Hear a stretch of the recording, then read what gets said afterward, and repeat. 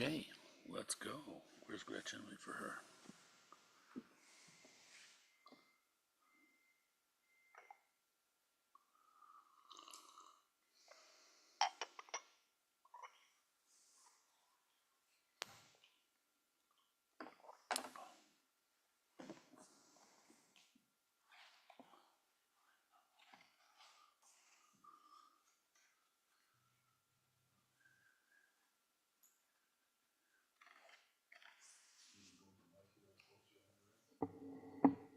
Better. I'm just waiting for Gretchen.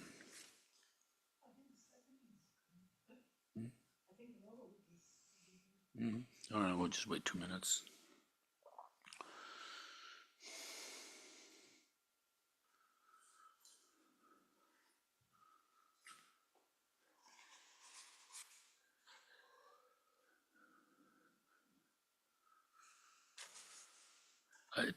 Tiffany's coming too, I think.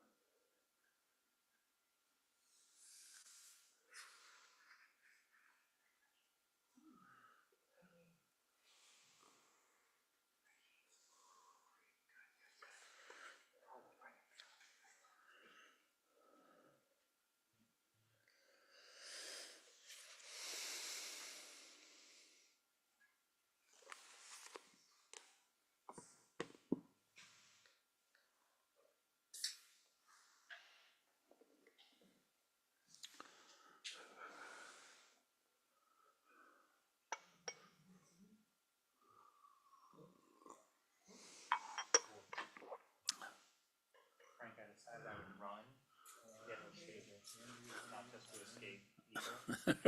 And I can't move. Just a little bit every day. All right, so let's begin again. As people know, we're using this book of the first complete translation of the Tibetan Book of the Dead, and first complete translation, and we're using the Dalai Lama's introduction to this book. So we're just reading reading through that. Yeah, this translation is by Guillaume Dorje, whose English name is Matthew Kapstein. Wonderful man, and he was at Columbia for years, but he's retired now. We're not going to do the whole book because this is like awesome, but nonetheless, the introduction seemed to me to be very, very helpful. So we're going to go back just a little bit and get a running start at where we left off. Again, the Dalai Lama starts out by talking about the basically foundational Buddhism, you might call it. What was so radical about the Buddha's teachings at the time, because there were plenty of, lots of spiritual practice going on in India during his lifetime. The founder of Jainism, for instance, I think his title is Mahavira, was a contemporary of the Buddha. There's no evidence that they actually met each other, but nonetheless, the Jains are still thriving, smaller in number, but thriving. And we have some Jains in Rochester too that I've bumped into from time to time. But he starts out by talking about what these three qualities: impermanence, this dissatisfaction, and then no self. And so it's especially the no self that was a tremendously radical teaching by the Buddha, because it's believed that the traditions of his day all believed in some sort of a, you might say, like an eternal kind of self, something existing unto itself, kind of apart from everything else, but magically kind of there, I guess. So, yeah. Well, but those things came later, so I don't really feel comfortable talking about. I don't know really anything about Hinduism at all, but certainly not about back then, if it was the same. And even the name Hinduism is something the English gave to they. I don't think they thought of it as one thing. There's so tremendous diversity and tolerance. I mean, it's really a remarkable kind of thing, India. But nonetheless, he goes to that, starts in his teachings here on those three, and realizing that we're just sort of building out of that. And then he gets into the continuity of mind and the discussion of how things do continue moment to moment, thought to thought. And then he starts to talk about basically tantric teachings and looking at this experience of ourselves from the Buddhist standpoint of the great experiences of dying, and then the afterbirth state, loosely called Bardo, although there are 6 different Bardos. Bardo just means gap, but usually when we say Bardo, people are talking about, I think it's Sidpa Bardo, the name of it, the time between dying and being reborn, and then of course rebirth and our human existence. So he talks about these 3 great events, 3 great experiences, and how these correspond to, because Buddhism is completely non-dual, these correspond to how a Buddha exists. So a Buddha exists as Dharmakaya, and that corresponds to death and the arising with clear light out of the death state.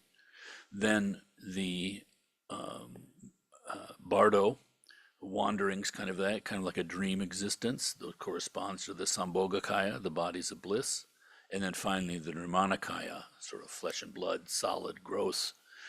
Then he gets into the levels that these 3 correspond to practices in the Tantra. So in the higher Yoga Tantra especially, we are practicing our birth, our existence, like in a dreamlike kind of illusory state, and then our passing away and recreation. So we're going through our own rebirth from moment to moment to moment, and it corresponds to the gross kind of rebirth, dying, Bardo, being reborn in a form. And so then he gets into talking about these different modalities, you might say, of energy and how they correspond, and that the practice in the Tantra is dissolving these gross states of body and mind and consciousness. And so you're left with a subtle body and mind, which are easier to work with, you might say. In some ways easier, but in some ways not, because they're so fluid and not anchored, to a gross body like we're used to doing our habitual way, that they're very, very fluid. And of course, that's a source of their power. They can be manipulated, but at the same time, that's why they're hard to deal with, like trying to control your dream. So, at any rate, I went back to going backwards to page XX in the introduction, page 20 in Roman numerals, starting at the bottom. It is exclusively in Tantra, particularly highest yoga Tantra, that the methods for utilizing the processes of death, the intermediate state, and rebirth are specifically taught as the basis for achieving liberation from cyclic existence.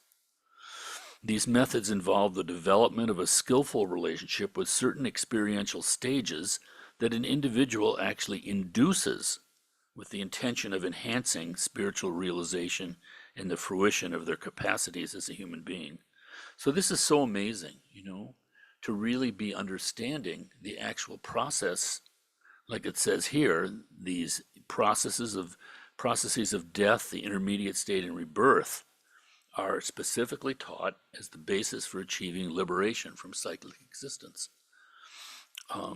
Generally speaking, the practices of highest yoga tantra present a spiritual path which enables the individual to attain complete Buddhahood within a single lifetime prior to the moment of death. Yet, for those who are unable to achieve this, it becomes crucial to use the transformative opportunities offered by the naturally occurring processes of death, the intermediate state, and rebirth. So how amazing is that? These things are going to happen. They're natural unfoldings, you might say. They're natural experiences that everyone experiences whether they want to or not. And so we're being taught how to make use of this opportunity. Similarly, on the sutra levels of teaching, of course, they're always talking about what the great opportunity precious human life is, and why? Because we have this mix of we've done enough merit in our previous lifetimes that we have enough leisure that we can, want to learn about our mind, want to learn, have leisure to practice, to focus on things, and yet we have enough suffering so that we're motivated to do so, but hopefully not overwhelming level of suffering. So in the sutra, it's kind of similar. We have these worldly experiences, and we are being trained, learning, studying, and practicing how to utilize this opportunity that we've been given. We don't have to go anywhere to get it. Hence, in highest yoga tantra, it is not merely the preparation for a more developed future rebirth which is important, but of more fundamental significance is the personal preparation for using one's own death and subsequent states as a means of achieving liberation. In the literature of highest yoga tantra, as I have mentioned, the three realms of conditioned existence into which a human being may be born are described in terms of differing expressions or modalities of energy. So that's lung in Tibetan or prana in Sanskrit. Different expressions or modalities of energy. And it is said that our fundamental ignorance is the root of our conditioned existence, and that karmic energy is its activating force. Further, from the tantric perspective, death, the intermediate state, and rebirth are also seen as nothing other than differing modalities of karmic energy. The point at which the gross levels of energy are completely dissolved and only the subtle energies remain is death. The stage at which these energies unfold into a more manifest form is the intermediate state, the bardo, and the stage at which they eventually manifest substantially is called rebirth. Thus, all three states are differing manifestations of energy. And based on this understanding, since death is the state when all the gross levels of energy and consciousness have been dissolved, and only the subtle energies and consciousnesses remain, it is possible for an advanced yogin to meditatively induce a state which is almost identical to the actual experience of death. This can be achieved because it is possible to meditatively bring about the dissolution of the gross levels of energy and consciousness. When such a task is accomplished, the meditator gains an enormous potential to progress definitively in his or her spiritual practice. For at the stage when the experience of fundamental inner radiance is genuinely affected through such a method, the yogin gains the capacity to actualize the illusory body of the meditational deity, thus ensuring the realization of perfect Buddhahood in this lifetime. So this is all highly technical, and you see so many terms, and there's so much behind this. This is like sort of graduate level kind of study. But the important thing here is, so the structure, the wonderful structure of the path that we have is, very helpful, because when you see this kind of structure, it gives you something to contemplate, and it gives you, a sort of intention, like where to go. It's like a roadmap or something. You're not there, you're just looking at a map, but even the idea that there is a map releases energy and calms the mind. Instead of just banging around, it's like, in a mountainside, you don't know where you are, it's all foggy, and there's nothing there. But when a path appears, there's some purpose going on in what we're doing. So this can be very helpful. Now, the Tantra, in addition, gives this, Tibetan Buddhism gives this this special pathway, you might say, where it talks about the Nundro teachings and practices. Nundro means go before. These were traditionally practices that were done before beginning tantric practice. Now, Tibet was different, of course, with the kind of support that the spiritual institutions had and the ability for people to practice this in a very kind of isolated, individual way with, support of the laity. And they were able to keep a lot of these teachings kind of secret to prevent them from being misused. The great teachings are only secret from each one of us because of our own ignorance. So there's nothing like, I don't know what, some sort of a mystical club or something. It's not like that at all. But nonetheless, this map is helpful. And so you have the 4 thoughts that turn the mind towards the Dharma. And then this leads to the experience of taking refuge, then generating bodhicitta. And then there's the purification, especially shown by Vajrasattva practice. Then there's the accumulation of merit, which is the mandala offering, this tremendous visualization of offering just everything again and again and again. And then this leads to Guru Yoga practice, which is direct transmission from mind to mind. So one would do these Nundro practices because they build up your merit, your effectiveness in your practice, and they also purify us of the negative habits and the results of negativities that we have. So you had this great foundational thing. They would make a statement, lamas often will, like you have to build a tremendous palace, a spiritual palace for yourself. It has to be built on a solid foundation. You don't want to build it on sand. So Nundro was supplying that. But then, at least in our particular tradition, the Kagyu, there were the practices after that are various tantric practices, and they have a certain kind of view which is called Mahamudra. And Mahamudra is the great seal. And what does that mean? Well, it refers to, if you had a king and there was a law document written in front of him and he put his seal on it, by that seal, the power of that law was throughout the whole kingdom. So the great seal is the great view of emptiness, the great understanding, experience of the nature of our mind, because this permeates everything. With realization, it's like every single thing, the smallest kindness, has vast potential and power, because it's the result of this tremendous vow to save all sentient beings. So the Buddha was seen, like at lunchtime sometimes giving a little crumb to a sparrow. But the spiritual power of that is limitless, because he could see the lifetimes, the previous lifetimes of that bird again and again and again, and his relationship to it as his mother, and so there's just tremendous things going on there in power. But so in Mahamudra, this ultimate view, there is two ways. And in the Kagyu, they talk about the Mahamudra, formless Mahamudra, and then they talk about Mahamudra practice with form.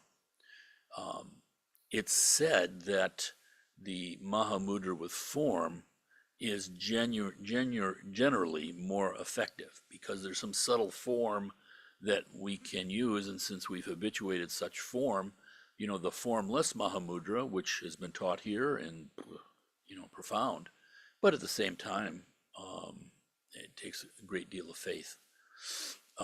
Now, in the form Mahamudra, they talk about the 6 yogas of Naropa, and they correspond to our 6 bardos, the 6 kind of existential states we find ourselves in. And that would be our waking state, that would be our meditative state when we're meditating, that would be our dream state when we're sleeping, it would be the moment of death, and it would be the clear light, the arising, the first arising out of the moment of death, and then what I've been calling the bardo, the intermediate state between dying and reborn. So there's a practice for each one of those moments. And this is very skillfully using the subtle bodies in those experiences or those manifestations of our own inner subtle energies. And that's what he's talking about here with the Tibetan Book of the Dead. This is using the moment of death especially, but it's also talking about after death. And you'll see other things too. Okay. All right, first, any questions on that? Because I'm throwing a lot of stuff out there. And every time I read something with the Dalai Lama, I'm so amazed. You see him just, smiling and just, my religion is kindness, and it's all completely true. But also he has all this knowledge of these special techniques. I should say too that the Tibetans put emphasis on this because they believe that we are in a particular period of degeneration, and have been, and that these practices are especially appropriate for times when the world is really kind of powerfully diluted, not just normally diluted, when virtue is seen as being non-virtue, when non-virtue is seen as being virtuous, and when the afflictive emotions, are extremely rough. Okay. Frank, you said I could ask a question. Yeah. Get him the mic.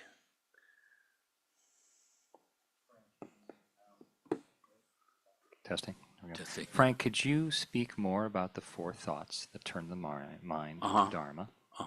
Thank you. Yes. There's a wonderful book out, I think it's called The Torch of Certainty, and it's a dialogue amongst Chogyam Trungpa, Kala Rinpoche, and Dejung Rinpoche. And they're all passed away now, but Dejung Rinpoche was a great Lama scholar of the Sakyas. Kala Rinpoche was Shangpa Kagyu, I think, of the 12 different Kagyu schools. And then Chogyam Trungpa, who was Karma Kagyu. And they talk about the 4 thoughts that turn the mind to Dharma as being especially helpful in one's practice. Because if you're stuck at some place with some particular thing, you just go back to the previous thought and you keep deeply working on that to build your confidence and faith. You don't have to stop, but nonetheless, you don't stop because there's some sort of doubt, but it's extremely helpful. So the first thought is the precious human body, and wonderful teachings on how rare it is to have a human body that's endowed with these particular endowments and freedoms and endowments. and you start reading through them, you can be extremely depressed in your life, and you can read through those 18 endowments and freedoms, and you go, oh yes, I have that. Oh yes, I have that. Oh yes. It doesn't say if you're depressed, you're done. It's so tremendously positive. You realize you can be in the poorest state, have all sorts of hassles going on in your life, and yet, my goodness, compared to the vastness of the universe, how rare. Patrul Rinpoche said that the precious human body is like, the rarity of it is like trying to see stars in the daytime compared to everything else. Or he said like taking a handful of dried peas and throwing them against the side of a barn. How many stick? So you start to realize the preciousness and believe in the preciousness of our situation, because it is, with all its difficulties, also the most advantageous platform from which to realize our true nature. In the lower realms, there's so much suffering, they just don't have the leisure to do it. And in the upper realms, there's so many wonderful sensual things going on that, you're just not motivated to do it naturally. So the precious human birth. And then that will lead to, I can't remember the order. Is it impermanence, Gretch? The next one? Thank you. Yeah, impermanence. So you have this precious human birth, but then it leads to the thought of impermanence. This is not going to last forever. And the Buddha said that impermanence is the greatest teaching. He said it's like, if a bird is on the shore of the ocean and it's walking in wet sand, it makes a little tiny hole with its foot, a little bit of water fills up. If a dog comes by, bigger paw print, elephant. And so he said that impermanence was like the footprint of the elephant. It collected the most water. So then we go into studies and meditations, analytical meditations on the actual state of impermanence.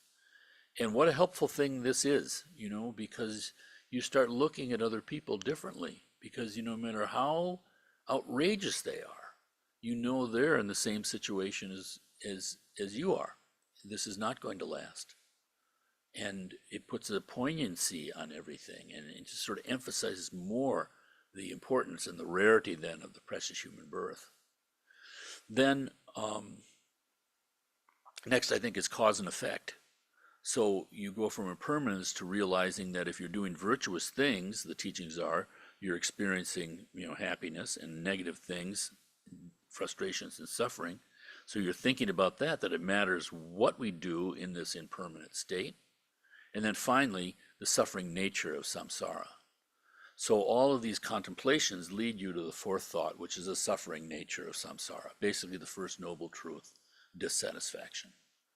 And that's so powerful too, because you stop our ordinary habitual grasping at some sort of permanence, grasping at some sort of state that isn't going to be marked by dissatisfaction.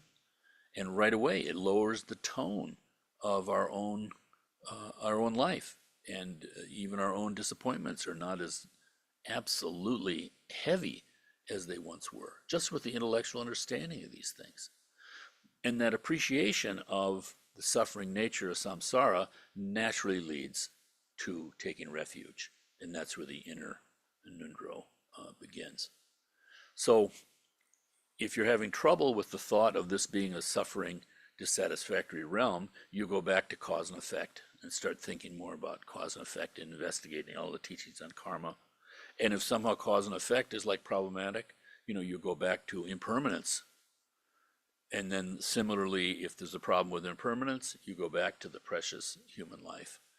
And these can be visited again and again and again, of course. One Lama said here that in the old days, they would spend 6 months just meditating on the 4 thoughts that turn the mind.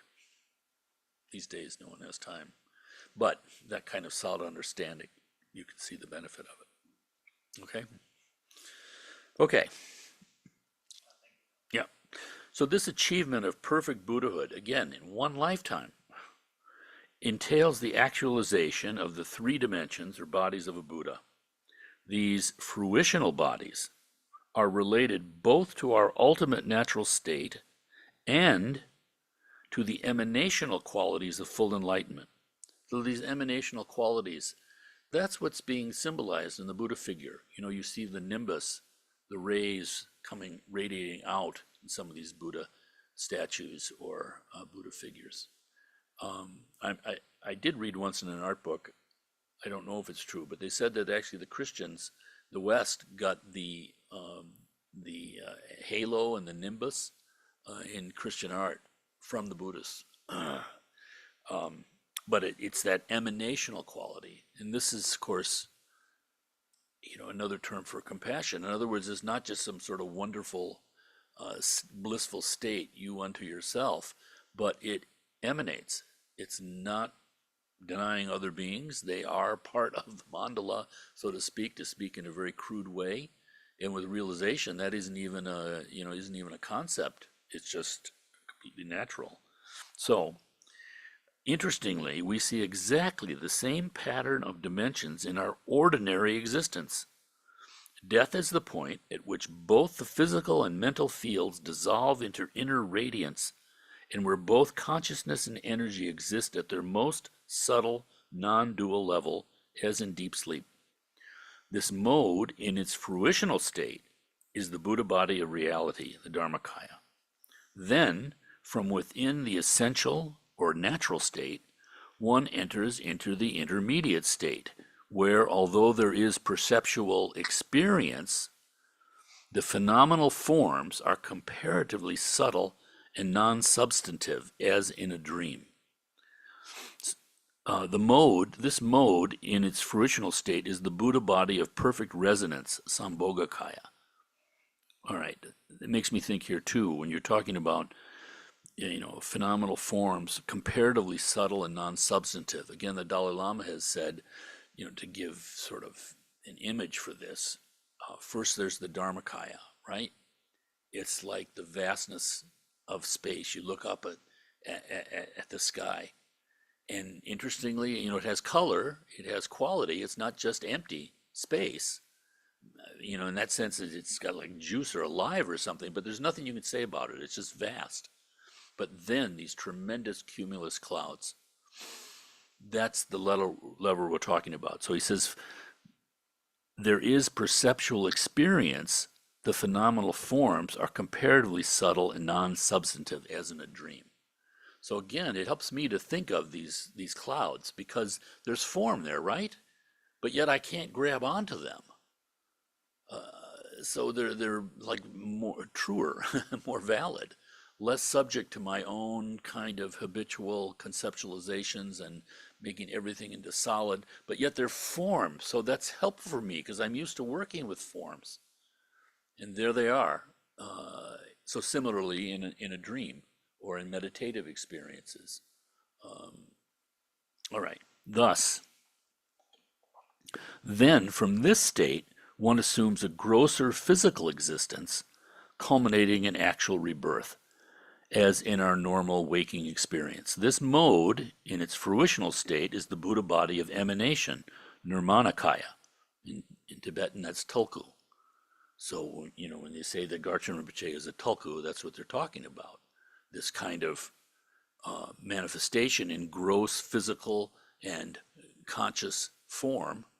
Why? Because beings like us in this gross level can relate. The Buddhas, you know, it's said about Shakyamuni Buddha that there are pure lands where everything is easy as far as practice. The birds are singing the Dharma, the water is gurgling the Dharma. You have to have gotten rid of all of your kleshas, your emotional kind of obscurations and hang-ups, and you can attain to the Pure Land and everything's wonderful. But here,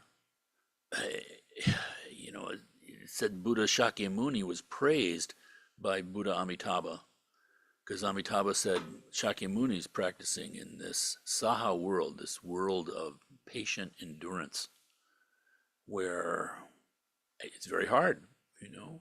People meet the Buddha and they don't even recognize anything special. They just see an old man sitting under a tree in ancient India or whatever, you know. They project their own things onto it. So this is very difficult.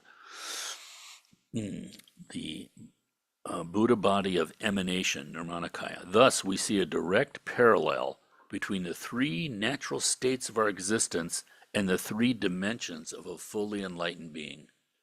And that's such a profound statement if you think about it. Because that's why, you can say that Buddhism is the middle way.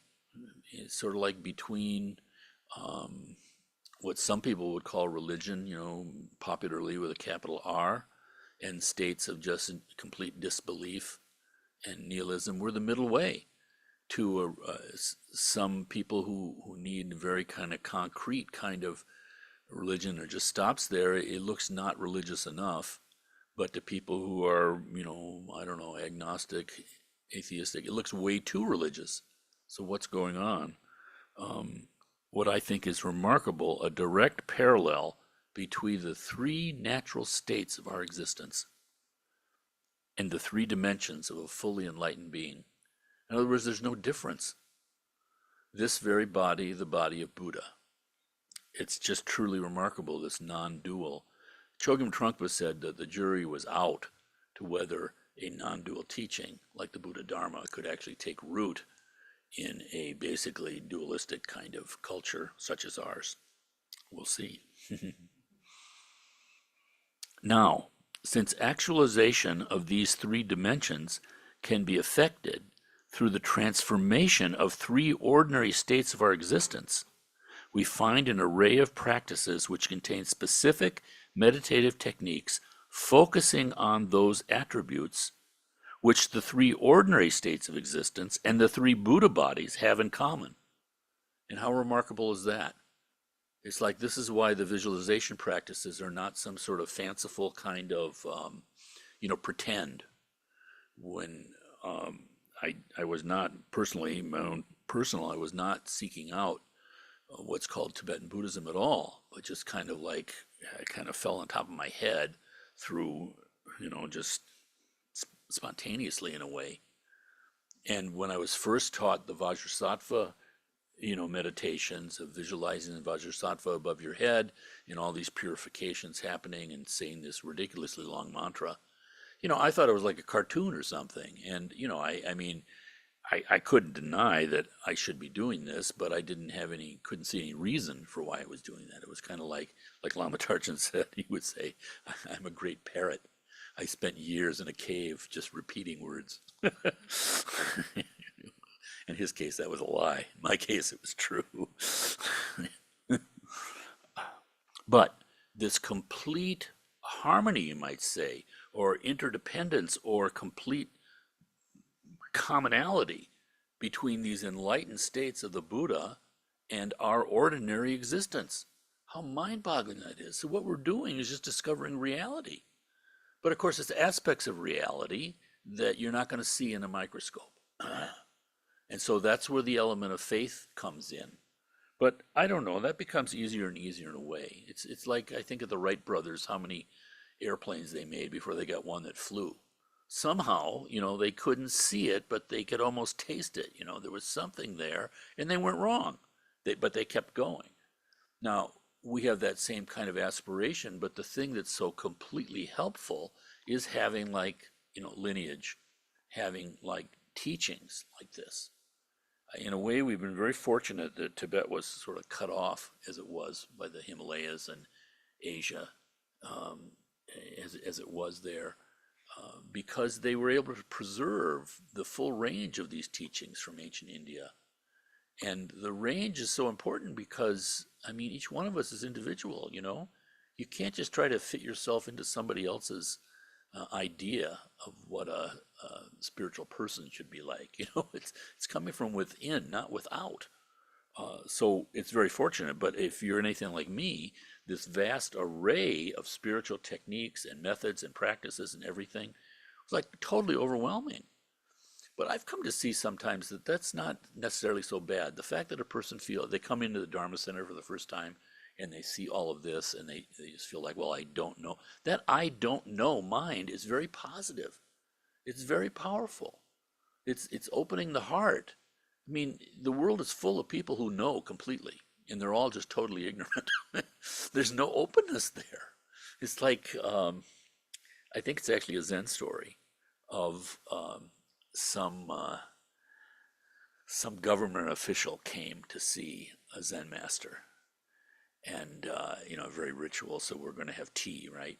So the attendant brings in tea and leaves the teapot for the master, and the arrogant government official holds out his tea mug, and the master's pouring the tea, pouring the tea, pouring the tea, starts to overflow. He just keeps pouring the tea, and the guy finally freaks out despite all the, you can imagine, Japanese or Chinese, very strong ritual. You're not going to make sort of an outburst, and yet he just can't hold himself back. I'm like, stop, stop. There's no more room in the cup. And he says, you have to empty your cup so that the teachings can come in. So that's your mind, like your mind. You have to empty the cup. People can have these kinds of empty cups spontaneously. They can come through their own study. They can have a disaster in their life when all their assumptions are just smashed, or they see the impotence.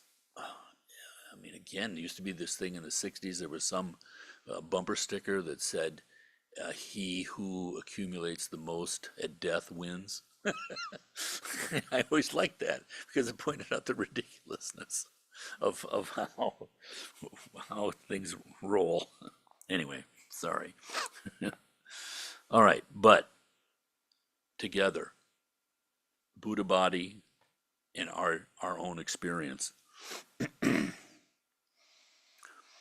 Through these practices, Higher Yoga Tantra, a continuity is developed between the ground or base, the ordinary state, the path, and the fruition, the Buddha bodies.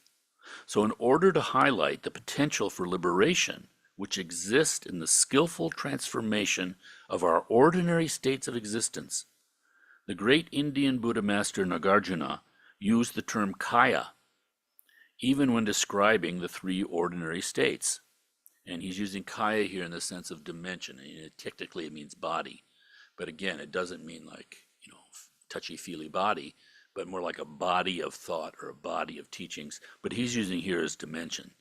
Thus, the dimension of the moment of death is equated with the basic Dharmakaya, the dimension of the intermediate state, Bardo, with the basic Sambhogakaya, and the dimension of the rebirth process with the basic Nirmanakaya.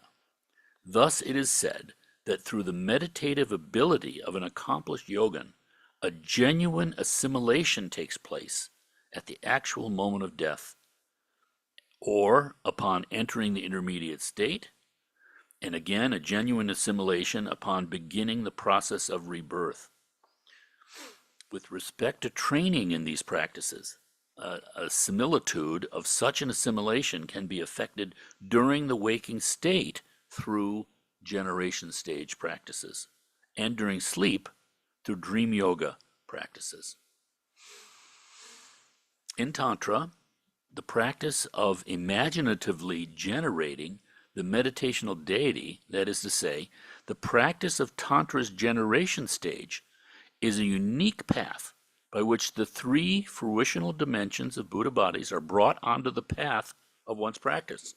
So again, we're going from ground, practice, path, to fruition. It is through understanding the profundity of this method that the tantric approach can be fully appreciated. The process of generating oneself as the meditational deity is the means by which the indivisible union of the realization of emptiness and the realization of perfect awareness is brought to fruition. This accomplishment directly counteracts our ordinary perceptions and apprehensions which underlie our ordinary dualistic experience. So, when we're doing these practices, when we're generating ourselves as a Buddha, it starts out with that mantra, Om Svabhava Shuddha Sarva Dharma Svabhava Shuddho Hang. What's happening at that, we should get the actual meaning of it. I have it in a book, but I can never remember it completely. But basically, we're dropping our attachment at that moment. When we say that mantra, we're dropping our attachment to ordinary appearances. And so when that's gone, what's really left is Dharmakaya, this vast potentiality, you might say. Even though we aren't necessarily experiencing it, we're still training our mind in that way. And then so the visualization process, the generation, the creative process comes from that moment. But that's, very important. We're dropping our ordinary perceptions and attachments to ordinary appearances. And then everything that we're doing is what's called pure vision. So again, the fundamental teaching of bodhicitta, the cause of Buddhahood. In the Tantra, it's redefined. It is bodhicitta still, but we're giving it like Sambhogakaya form, so it's easier to deal with, or can be very powerful. What are those? It's called the 5 certainties. So you have, what are they? Well, the certainty that your teacher is actually a full Buddha, not just someone further along the path. The certainty that all these other beings are bodhisattvas, very high level bodhisattvas. The certainty that the teachings are the pure wisdom state, the highest tantric teachings, and the teachings that the time is timeless, and the certainty that this realm where we are is a pure land, not just ordinary existence. So that's the pure vision. It is this accomplishment that culminates in the realization of the ultimate nature of mind, the Buddha body of reality, the state beyond ordinary thought, where there is no longer any trace of the misapprehension of the nature of reality, or misapprehension of the nature of attachment, or the misapprehension of the nature of aversion, only pure, radiant awareness. The practice of generating oneself as the meditational deity is found in all 4 classes of Tantra. However, these methods are taught in their most sophisticated forms in the class of highest Yoga Tantra. So again, these 4 levels of Tantra.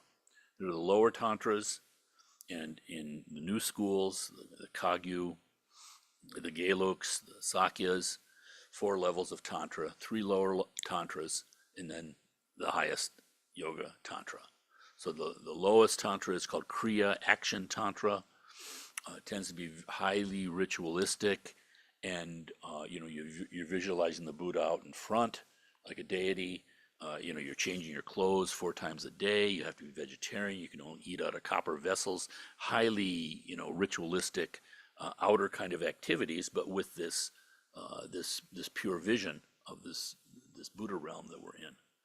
Then the next one is called Charya or Upa Tantra, and it's a little more subtle. It's going inner more. So now the Buddha is visualized over the top of your head. And I mean, everybody's different in how they experience these things. But myself, I noticed it was always harder for me to visualize something over my head than it was out there apart from me, just devotion towards this outer kind of figure. So it's getting a little more, inner, getting towards you. And then Yoga Tantra is the last of the lower Tantras. And here you union, you yoke with the Buddha, your Buddha nature now, so you become. Then the higher levels of Tantra is what we're talking about here. This creation and generation stage. The creation generation stage, and then the dissolution stage. So the creation stage is said to be like, that's where we're putting the effort into visualizing ourselves as the Buddha with this mandala as much as we can do. The most important thing is called Vajrapride. So if you're like me and have a hard time visualizing, doesn't matter. But the most important thing is the sense that, this is real. I am a Buddha, even though I can't see it. I have confidence. I believe that. Then the meaning of all the different aspects of the visualization, that's the second part. And then finally, the clarity. So you want to be trying to visualize it, even if you're like me, and that's hard. But most importantly, Vajrapride. So you're kind of like guaranteed by success, because Vajrapride, not technical, and that's good. One teacher said the generation stage practices are like pulling back on a bow. You've got an arrow notched and you're pulling back. It just creates this, power, merit. And then the creation phase is when you let go of the bow. And what happens now, what do we do in the creation state, dissolution stage? We dissolve ourselves as the Buddha and rest in the nature of mind itself, in the Dharmakaya. So this is this two-fisted approach, so to speak, which is, this is the practice that's been so recommended for, centuries now. Because although it looks to, again, if you're an ordinary person who's like interested in meditation, we've had people who have come to the Dharma Center. One person in particular, I remember, who she's a wonderful practitioner, but she was coming to White Lotus for like 6 months and coming on Sundays. And then after 6 months, she came up to me one day and said, "When are we going to meditate?" We've been doing green Tara meditation every day, I said, "We've been doing it." Because the idea of meditating body, speech, and mind simultaneously was not her idea, nor my idea, of meditation, what we call meditation. But of course, meditation, literally gom in Tibetan means to grow accustomed to. So what are we growing accustomed to? Well, first, even just, the virtues. We go around in the day, but with pure vision, you're growing accustomed to the habituation of thinking of yourself as a Buddha with this pure vision. Okay, sure.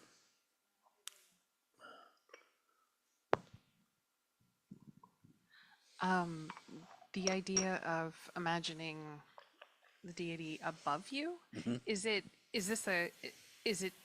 there a purpose for that, or is it just a gradual process of in front of you, above you, in you?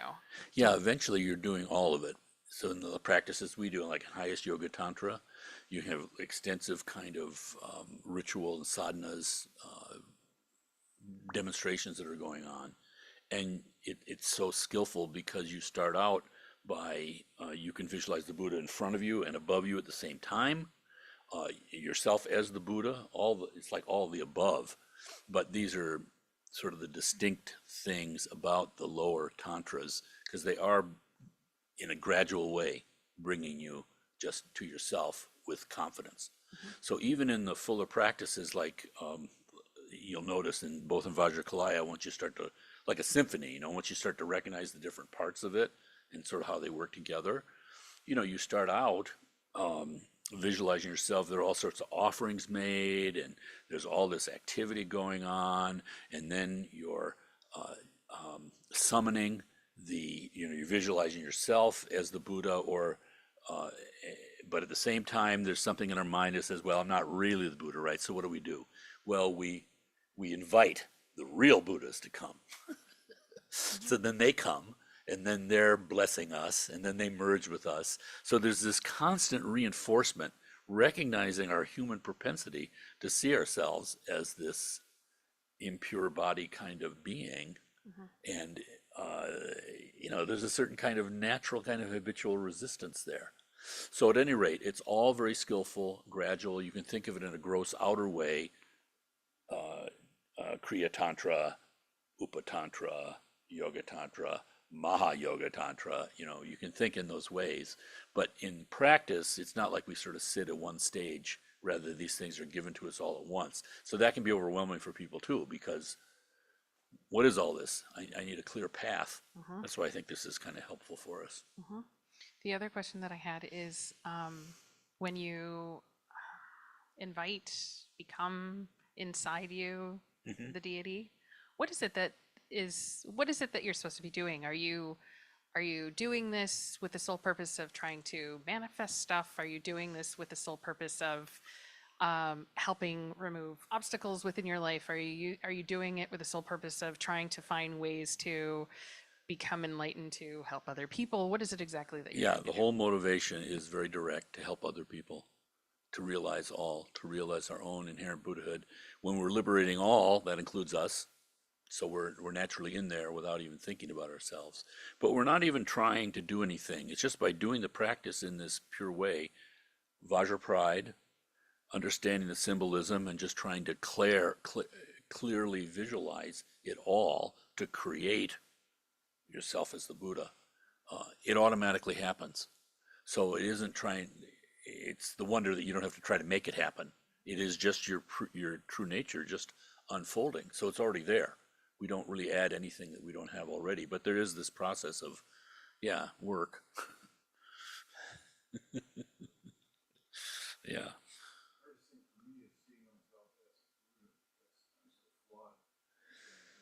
We have that strong idea that we are flawed. We believe so desperately in this, you might say, imperfect body. It's just our gross existence, though, and it corresponds exactly like he says to the Nirmanakaya of the Buddhas, and that sort of changes things in such a big way because you realize this is, instead of this body that creates such problems for, and we have all sorts of ways of criticizing it in a very objective kind of scientific way. At the same time, it is the platform, the best platform. So the Tantra starts out with that extremely positive thought: I have this precious human body. Stunning. Yeah. And then therefore, when you start to understand these things in a way, you start to have more confidence. I mean, people can have confidence from their own experience too. I mean, it can happen in a dream. People have their dreams, and in their dreams, something that's very vivid seems to have more meaning, even though you can't grasp onto it. That's the Sambhogakaya. And so you start having confidence in these teachings that there's a subtle level of consciousness. There's a subtle body there too, even though we can't see it. And then as one practices, you can experience one thing or another that don't make sense scientifically. And in that way, slowly the confidence is there. And this is the great thing about we're so fortunate to have great teachers still alive, because, you're confirmed in that, but not in a conceptual way. Like here, let's join in and have, I don't mean to be critical, but have a Bible study. You're dealing with people who are realized, these great teachers, and then all sorts of things happen. So for instance, we had someone here who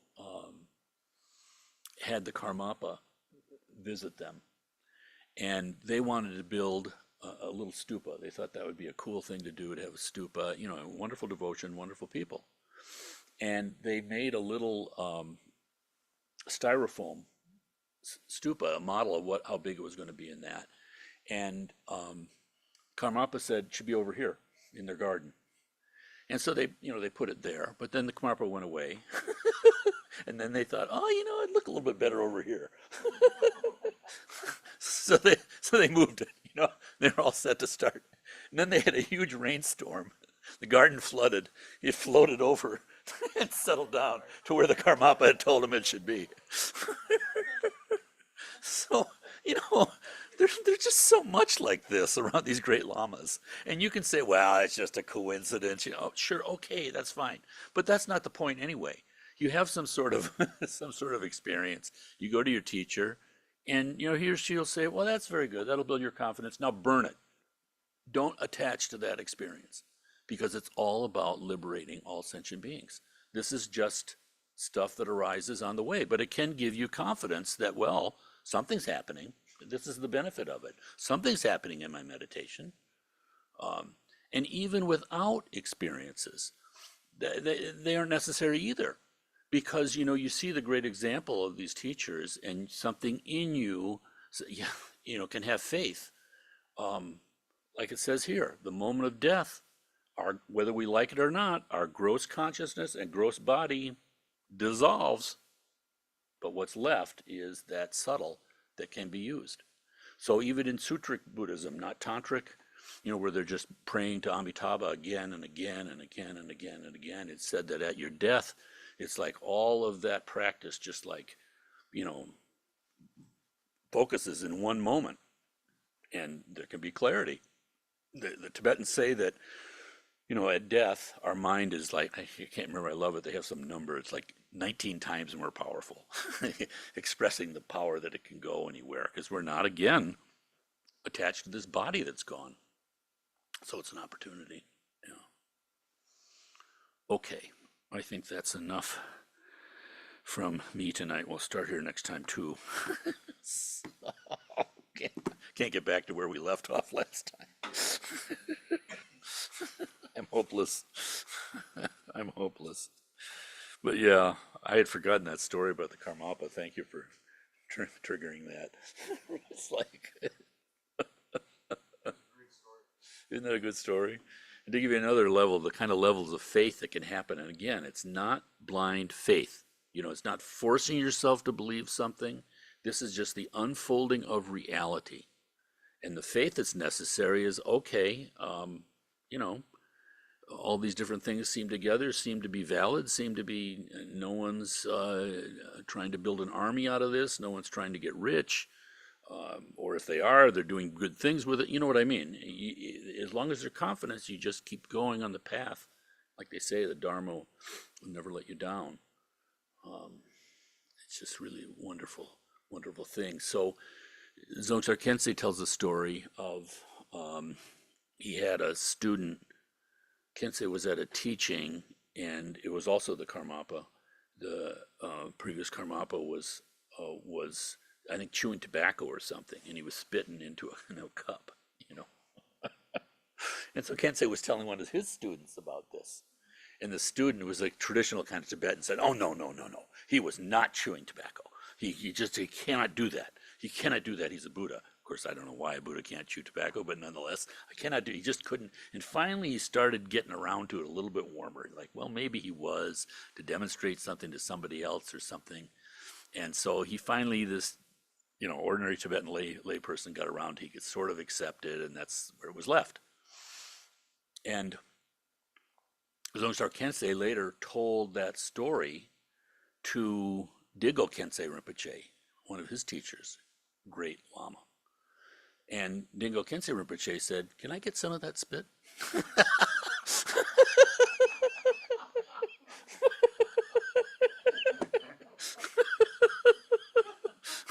Now, when I was practicing Western Zen, I did not want to hear stories like that.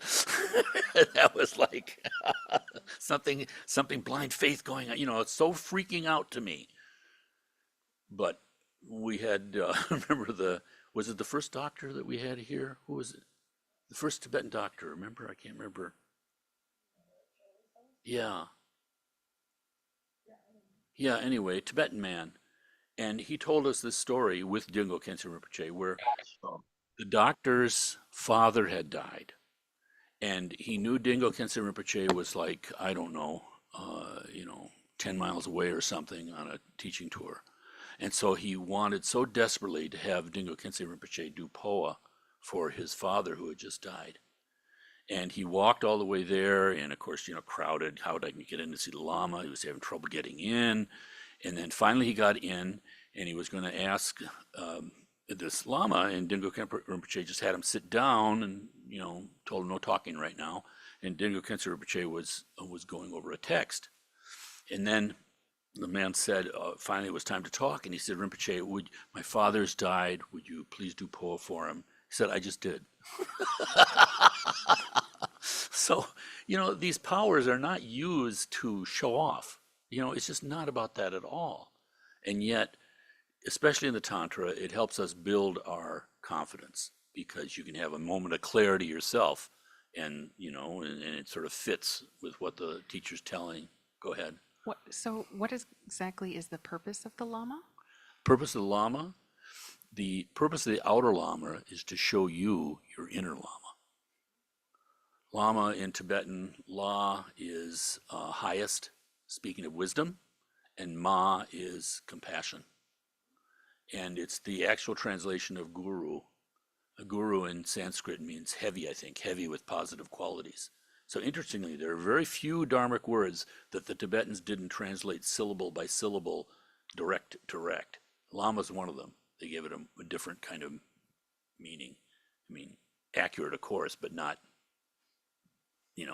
academically on. So the whole purpose of the outer Lama is to show you the inner Lama. Again, because just like with the outer Tantra, easier for me anyway, visualizing out in front rather than above your head. It's like hard to believe in our own Buddha nature, but it's easier sometimes to believe in somebody else. We need some sort of outer kind of authority or something, but they're not authority. They're just showing you your own your own path, your own mind, and extremely skillful. Yeah. Anyway, let's do the dedication and then we'll continue next week.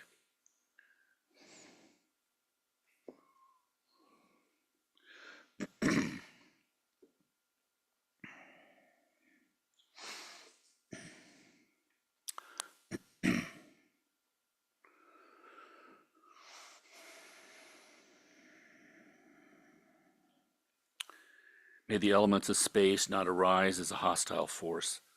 May I see them in the field of the blue Buddha. May the elements of water not arise as a hostile force. May I see them as the field of the white Buddha. May the elements of earth not arise as a hostile force. May I see them as the field of the yellow Buddha. May the elements of fire not arise as a hostile force. May I see them as the field of the red Buddha. May the elements of wind not arise as a hostile force. May I see them as the field of the green Buddha. May the awesome sounds, lights, and rays not arise as a hostile force. May I see them as the infinite fields of the peaceful and wrathful deities. May the rainbow-colored elements not rise up as a hostile force. May I see them as fields of the manifold Buddhas. May I recognize all sounds as my own sound. May I recognize all lights as my own lights. May I recognize all rays as my own rays. May I spontaneously recognize the characteristics of the intermediate states. May the fields of the three Buddha bodies be manifest, and may every last being come to peace. Swaha. Okay. All right. Thank you all for putting up with my out of control tongue.